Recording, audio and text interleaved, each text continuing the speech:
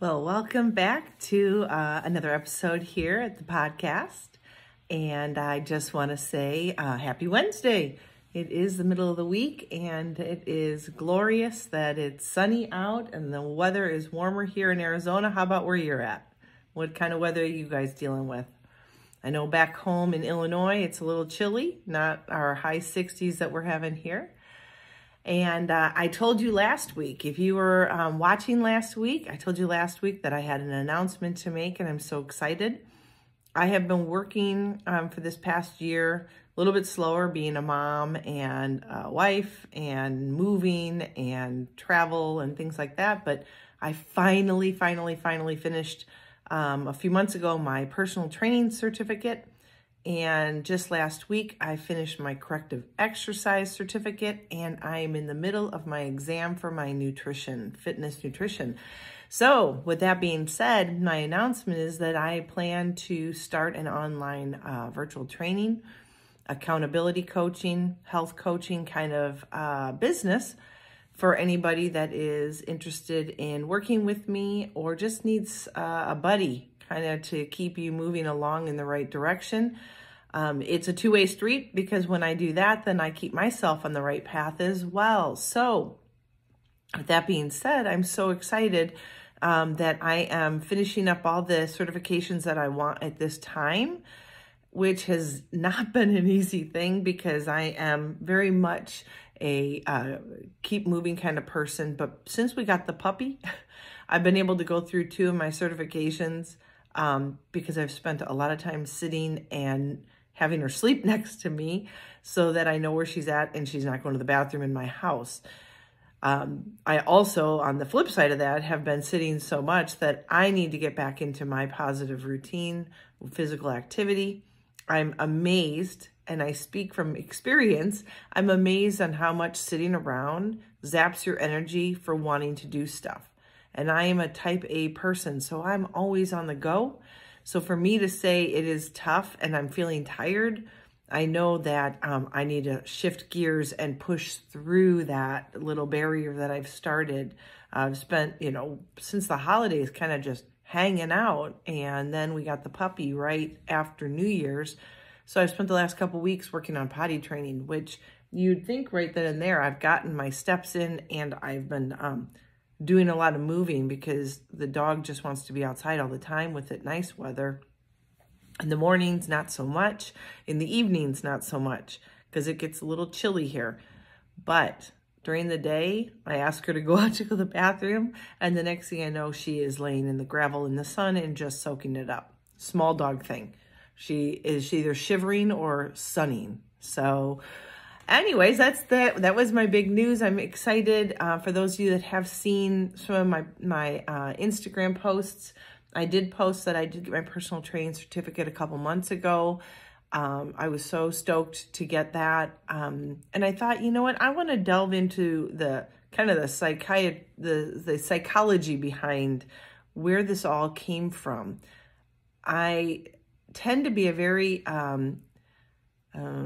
introspective person, at least I think I am. Sometimes not so much. Sometimes I'm very spontaneous, but a lot of times I like to watch the world around me and kind of figure out where to go from there. And my path with all the surgeries I've had and the way things have been since 2013 and my injury, I have gone through kind of almost remaking myself. And some of you can totally understand that. I wasn't sure kind of who I wanted to be. I went to school to become a teacher, and then I knew myself as being a teacher. And then I got married, and I taught for a little bit while married, but then once we had a family, I stopped teaching. And then I had to kind of figure out who I was as a wife and a mom. And that was a tough one because I was used to actually making money, and to stop, it was really, it was actually very hard. There was a lot of guilt associated with that, even though it was all self-inflicted guilt. And it was something that, my husband and I talked a lot about, and he knew where I was, and we agreed that that was the best way. I didn't want to work. I wanted to be a stay-at-home mom, but it was still harder than I thought after having a career as a teacher. And then we moved, and the next thing I know, we moved away from all family and all friends to Florida, and I knew no one in Florida. And so I had to figure out who I was there as a new friend, as a mom and a wife, versus a high school friend or a college friend or a daughter or a sister. And then we did the move again and came to Arizona here. Gosh, it's been 13 years, I think, this summer. And, you know, I knew no one here. Like, there's no one I was meeting up with and no one that I knew. And so once again, I was trying to reinvent myself. Then you can imagine, once I started kind of figuring out myself, my kids starting school here, because at first they did. My kiddos went to second grade and kindergarten here. And that year, the invention of myself with 2 kids in school and no one at home for the first time in 5 years, I ended up I ended up doing every possible volunteer job at the school I could, between teaching art masterpiece to both grade levels, kindergarten and second, being the reading remedial assistant and working with groups on reading in second and kindergarten. I spent so much time there that the principal actually asked if I wanted a job. I'm like, no. And then after that year is when we decided to homeschool, so that we could travel without worrying about taking them out of school, and so that we could do what we wanted to do when we wanted to do it, because I was spending all my time there anyways. Might as well just work with my own kids, and with my teaching background, it wasn't a big deal. So again, I reinvented myself. I became a homeschool mom, and I, again, knew no one that homeschooled. So I was looking for new friends and people, because the only friends that we had made we got here right as school started for my oldest son when he was going into first grade. And those were the only friends that we had, school friends and scouting friends. So then you take your kids out of school and you know no one that homeschools. That's a whole different group of people. So learned how to be a homeschool mom and a wife and keep the house picked up and, you know, take care of the dogs and things like that. And it was shortly after starting homeschool that my youngest one in kindergarten first grade, wanted to start karate. And so I'm like, well, I'd like your older brother to do karate too. And so the only way that would work was only if mom would do it. So I decided to go back to my Taekwondo roots and start karate with my kids, and worked from my blue belt up to my first degree, got my first degree, and started working towards my second degree.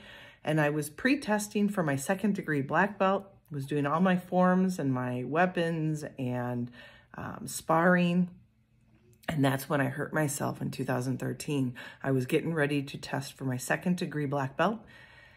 And I thought, well, this is a bad injury. I'll just keep working on my forms sitting down, because my knee was just trashed and no surgery was supposed to be needed.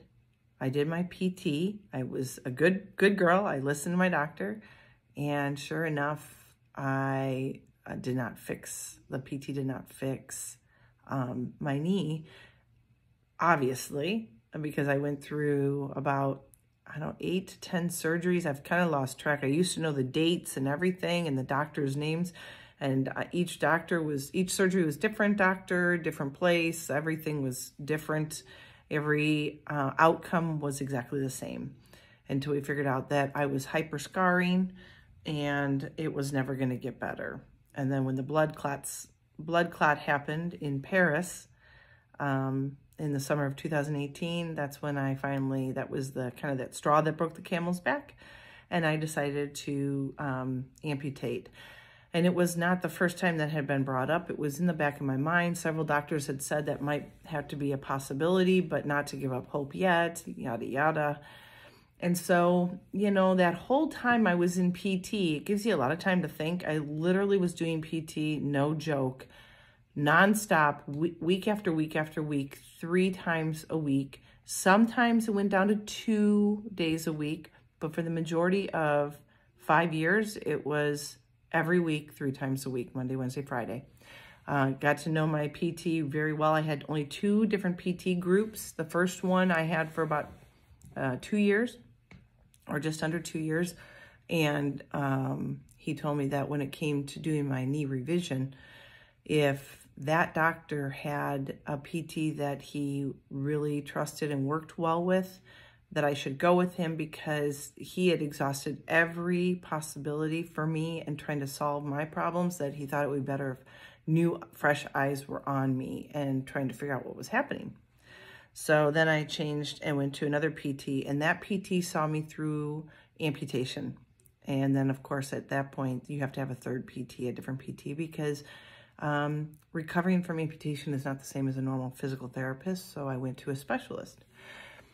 With that being said, through those weeks and hours each time I went, and some of my PTs would go 2 hours, 2.5 hours. So it wasn't like an hour or 45-minute session. It was intense workouts, and I was doing the best I could. I started thinking about where this was taking me, because I truly believe that that God has a plan for each one of us. And if we're alert to that and have our eyes wide open during some of these things, we can see a path that we are supposed to be taking. And instead of fighting it, kicking and screaming, pouting about it, and saying, woe is me, why me, I started wondering, what was I supposed to do with this? I mean, I learned a ton about the knee and how things work. I mean, more than I would ever have thought I would learn without getting an actual education on it.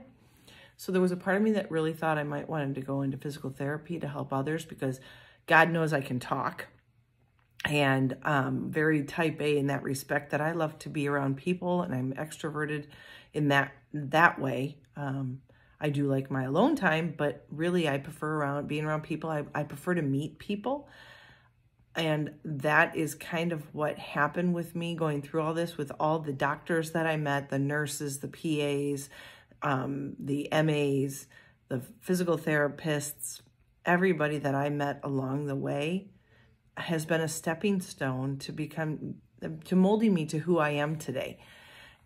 And it's interesting, because at the beginning of all this, I thought about going into theology and using my degree. I wanted to work with kids who are struggling in life, because I have a psych minor with my educational background. And I thought if I can get theology, then I could use how God works with us and in and through us.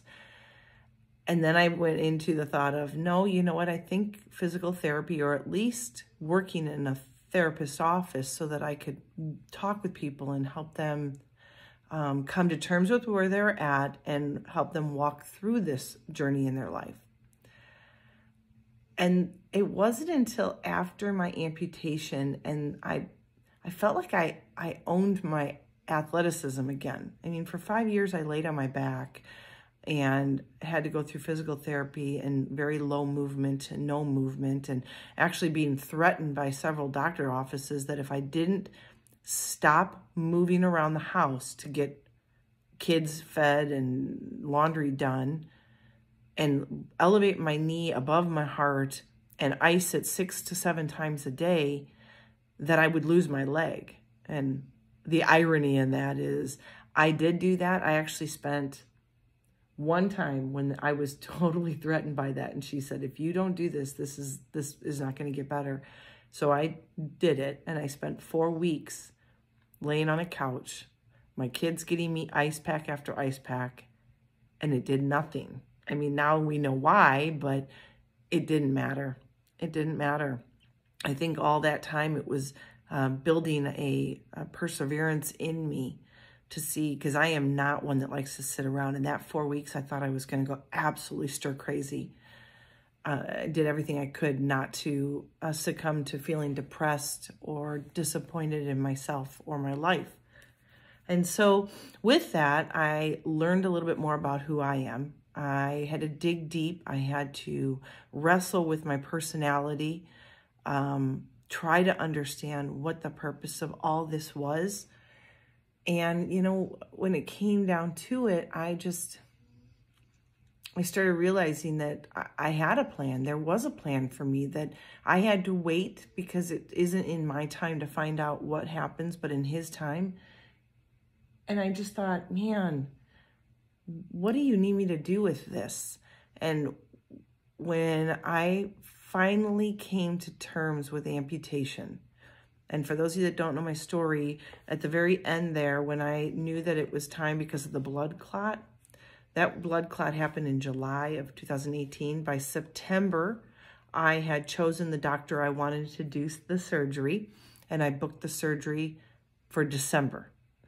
So if you count it out, September, October, November, December, I had about 4 months to sit on that and watch a calendar tick slowly by day, as I had tried to come to terms with what I was actually doing. Like, when you have 2 legs or 2 arms or whatever, and you are electing to actually have someone cut it off, that does some serious, it can do some serious damage to your psyche. It can be very depressing. It can be very anxiety building. And yes, I went through all that. When it came down to it, and I had to talk some things through, I had to pray on it. I had to talk to my pastor because I wanted a pastor to be there. It happened to be someone that I became friends with first before I knew he was a pastor, and I met him in PT actually. And then he was going to be the one to be there for me. It was interesting that I came to the realization that this was the plan all along. And when you kind of release yourself from that burden of this was my choice, and you have to go through it. I mean, no one can help you through it. I mean, I can tell you everything I went through, but if you're in this phase right now where you're trying to decide, you are the only one that can mentally get you through it. You can talk it out with people and everything, and you are going to wrestle with it. You are going to go back and forth. You're going to hate the idea, be scared of the idea, be excited about the idea, worry about the idea. You're going to come up with every possible negative scenario. You're going to try to come up with the positive scenarios, the positive outcomes. Those are really hard to come by when you don't know what to expect. Once that was all said and done, and I realized that this truly was my plan, or his plan all along for me, that's when I truly was free from the person making the decision. And I just succumbed to the idea that this was my path in my life. And at that point, that's when I decided I needed to use this for the good of others. That is the reason I do this podcast. I may not have 1 million followers or listeners or even 1,000, and that's okay. The reason I do this, 1, is it's therapeutic for me. 2, I love to talk, not a problem whatsoever. And then 3, I really and truly hope it helps at least one person each time someone tunes in or shares it. I hope it touches one person and it changes their life just a little. If I know that I'm doing that, then I know that I'm doing the plan that was set before me. My life has to have a purpose, and this is the purpose I have found. Well, besides the fact that I thought, well, let me get myself out there and show people what an amputee can do, because right after my amputation, literally, I hadn't even gotten my leg. I had my leg for 1 week, and my family went skiing, and that was my goal, was to ski. I skied without a leg on. I hadn't even learned how to use my prosthetic. That's how soon after my prosthetic I skied. So I went and skied to prove to myself and to everybody else that I did this and that there will be benefits, because I couldn't do anything beforehand. From 2013 to 2018, I couldn't ski, hike, walk, bike. I couldn't do anything that I loved to do. And I thought, my gosh, what am I going to do at this age for the rest of my life without mobility? And so mobility is really important to me. And I started showing people what mobility looked like, that I was happy well-adjusted, and doing what I set forth to do. Now, most of that was just because I really needed to see that for myself. And yeah, I was really proud of myself for being able to do those things, because I was obviously very worried that once I lost my leg that maybe I couldn't do the things I thought I could do. So I was able to prove to myself, and then I could show the world that I could do it. Then I started realizing, when I started digging deeper into social media, all the different people that are amputees that post on social media, and how, I wished I could do what they're doing. How are they doing that? How are they doing that? I hope I'm strong enough. I want to do that. I want to do this. And then I realized, you know what? I'm starting at this level and these people are here. And then I would look back and I'm like, how do they ski like that? And then I'd go back and find out about them and realize that they've been an amputee all their life, or for 20 years, 30 years. And I thought, okay, you need to cut yourself some slack. You've been an amputee for 4 months or 6 months. And then I realized that was the point, is the fact that you can't go through what I went through and what these other people have gone through and then be spectacular at what you try. One, the first time I walked, my balance was so off. I mean, I think we figured out my leg that they took off was between 10 and 12 pounds of flesh and meat and bones and all that. Okay, well, when you're missing 12 pounds of weight on one side of your body, you have to learn to rebalance yourself and where your center of gravity is. So, I mean, just learning to walk with crutches or stand and not fall to the left for my leg where it's missing, and then to get a new leg. And, I spent, January, February, I spent 3 months healing and missing 12 pounds. And then you put on this big electronic leg. And then the next thing you know, you feel like someone put a cinder block on your leg, and your hip is weak, and your glutes are weak, and you don't have really any hamstring or quad left because, well, that's gone. And so there's a whole learning aspect. And I thought, you know what? What the world needs is more transparency when it comes to social media. That this is where we start at. This is where we want to go. And we may get here or we may get up there, but we don't start at the top. There's nothing rewarding about that anyways, right? You want to be able to say, I've worked for something, that I had to dig deep to figure out who I was, and I had to work hard to succeed. Anybody will tell you that's done something big in their life, that without the hardships and the letdowns and the roadblocks and the falling down and the failing, without those, their success would mean nothing. If we just set out and said, well, I'm going to hike the highest mountain, okay, and I do it without having to work for it or build up to it or train, who cares, right? But if someone knows that I can't even walk to my mailbox and back, and then a year later I did a 10K, well, to me, that's huge. That's spectacular. And that was worth fighting for. And I earned it, right? Earning stuff is much better than being given something. And so then I decided it was time to be transparent. And I wanted on social media to be transparent. So I'm not a big fan of being videotaped. And so doing these YouTube videos for my podcasts is a huge leap for me, because I don't like looking at myself being videotaped. But I started deciding that what I wanted to do was really suck it up and show people when I'm trying something for the very first time. So one day when I was just about done with physical therapy after amputation, I said, I have one more goal before you guys release me. I want to know that I can still do a handstand push-up, because right before my accident, that's what I was doing in karate. I was doing, getting into a handstand against a wall and doing push-ups. And a little different when you have an electronic leg on that wants to fall downward. So you have to be able to kick up high enough and quick enough to get it up without it bending, but you also don't want to put it through a wall. It's a fine line between being aggressive and being gentle enough to get it up. And so I had my PT assistants helping me so that I wouldn't fall over or hurt myself on the first try, because I had no idea what to expect. And my PT videotaped me. And you know what? I did it. It was hard. My upper body was really weak because it had been years since I had tried anything like that with my injury. But I did it. And then the next step was getting my phone set up and videotaping myself doing it at home alone, which was a little more frightening because if I had fallen, there would have been no one home to help me. But I did it.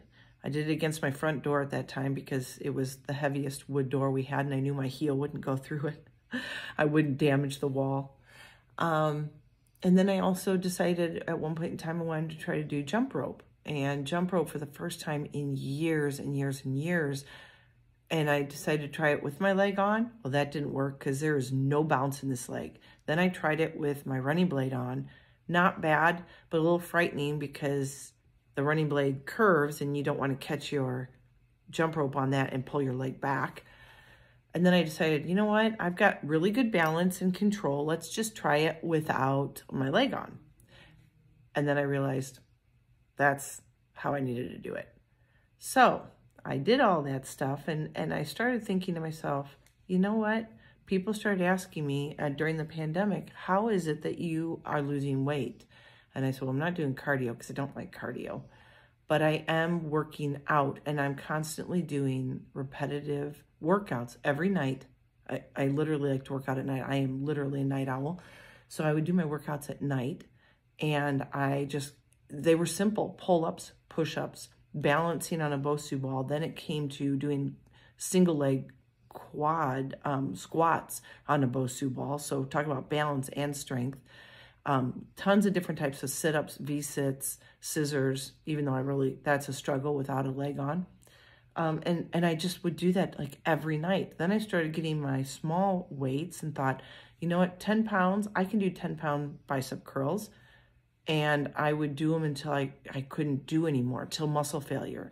And the first time I did that, I think I did 100 curls without stopping. And it just started to feed this kind of new health kick monster in me.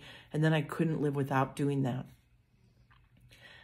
Then I realized that I could actually inspire others to do these types of things and let other women know that they can do it if they set their mind to it. Didn't matter if they had a leg or not. And that's kind of when I started getting on social media and I decided to start showing these things to people and getting followers and following other people. And then women were starting to reach out to me. And that's when I decided, you know what, let's try a podcast. So here we are on season 2, episode 2. I'm so excited. And I'm just working on this. And as I'm going through all this, my next step was, you know what? Last January, I thought with my Christmas money, I want to start putting that money towards an education because I wanted to validate that that my information and knowledge that I have didn't just come from personal experience, but it was also an education. It gave me validity and it made me feel like it was real and that I could actually use this to help other people. So you might want to follow me because you see that my experience, my personal journey is something you're going through very similar. We're paralleling and you want to kind of see what it's all about. But I wanted to make a business of this and eventually make it so that I could be a trainer for you. And to make it valid in my heart and my mind was to get an education and be certified so it was real. It wasn't make-believe and I'm just telling you this because this worked for me. I wanted to have the science behind my journey. And there it leads me to where I'm at. And it leads me to the Be a Warrior 360. And the BA is, obviously be a warrior. I want you to get out. And I say that every time it's time to unleash the warrior within. And I got off last week and I realized, what does that mean to people when they hear that? Because I know what it means to me. Every day I try to get up and I need to be a warrior because it isn't easy putting on a leg every morning and having to shift it maybe in the day because it doesn't feel right. Right now, I think I'm changing a little bit. So I've been bruising a little bit, but I'm not really doing anything because I'm puppy sitting and potty training. So I really haven't done my hardcore hikes or walks that I've been doing in the past. So I'm frustrated by that, but I keep moving forward. So for me, every day I need to be that warrior. I can't sit back and cry about my circumstance. I need to be a warrior. I need to prove to myself every single day that I wake up that what I chose to do was validated, that what I chose to do has made me a better person. What I chose to do has allowed me to become physically healthy, which then allows me to live a long, healthy life for my husband and for my kids. And those are the important aspects to my life. And so when I say, are you ready to unleash the warrior within you? I'm hoping that some of my personal journey and my stories and my call to actions allows you to figure out what the warrior in you is all about so that you can live a better, more empowered, more strong, healthy lifestyle where you feel happy inside and out, that you love who you are inside and out. And that means that sometimes we have to dig really deep and we have to, really fight and find the fight in us to be the best person we can be, even if it means being the healthiest version of yourself mentally, or if it means being the healthiest person physically or emotionally. And that's why the 360. So my Be a Warrior 360 is I want to work with people in all aspects of them. Yes, we can get physically active and change our physical appearance, but if we aren't mentally or emotionally happy and we're not in a good place, a good mindset, then it will not matter because one aspect feeds the other. Mental feeds emotional, feeds the physical, and the physical feeds the mental and the emotional. It's all intertwined. And I'm hoping that with my degree in education and psychology and now in personal training and corrective exercise and nutrition and my personal journey, I can speak from experience. I'm not just putting it out there going, oh, you can do it. And I've never experienced it. I am where I'm at because I had to lay that road work down for myself. And I want to help you with that same path. So when I ask you if you're ready to unleash the warrior within you, I want to know if you're ready to commit to create a better life for yourself, to live happy, to live healthy, and to be the best you in your best life possible, no matter where you're at in your life, no matter your age, no matter your circumstances. I want to be able to do that. And so that's where all of this grew from. And I thought it would be good for you to hear how I got to getting my education and certification in personal training and exercise and nutrition, and why I chose to do it, because I want to be able to give back. So if you are interested and want some help or accountability coach, someone to talk to, I want you to reach out to me. Your call to action is very simple today. It is check out my Instagram page or my Facebook page at Be a Warrior 360. Follow me. I'm going to start, my goal is to start creating some videos here and there on things that you can be doing. I've already shared some, but I'm going to really start getting into that a little bit more. And share this with someone that you know. If you know someone who's really struggling, and they don't have to be an amputee, but if they're really struggling with their physical, mental, or emotional self, let them hear what I'm talking about here, or share my story with them, or share my Instagram page with them. And let me know, reach out to me. I would love to hear where you're at and where you want to be. I would love to help. And I just, I'm here for you. And I'm ready to teach you what that warrior inside really wants to do. And it wants to be unleashed, and it wants to create a wonderful new life for you. You just have to believe in yourself and know that anything is possible when you believe in yourself and you have someone that can help push you along. I'd love to be that person. So without further ado, my ending, as always, is I hope that you have a great week. I hope this resonates with somebody. Please share, please like, please subscribe. I don't want you to miss an episode. keep an eye out for new content. Keep an eye out for my new logo. I created a new logo the other day I'm so excited about. And if you are interested in checking out what I can do for you, please let me know. And until next time, be healthy, be happy, and be you.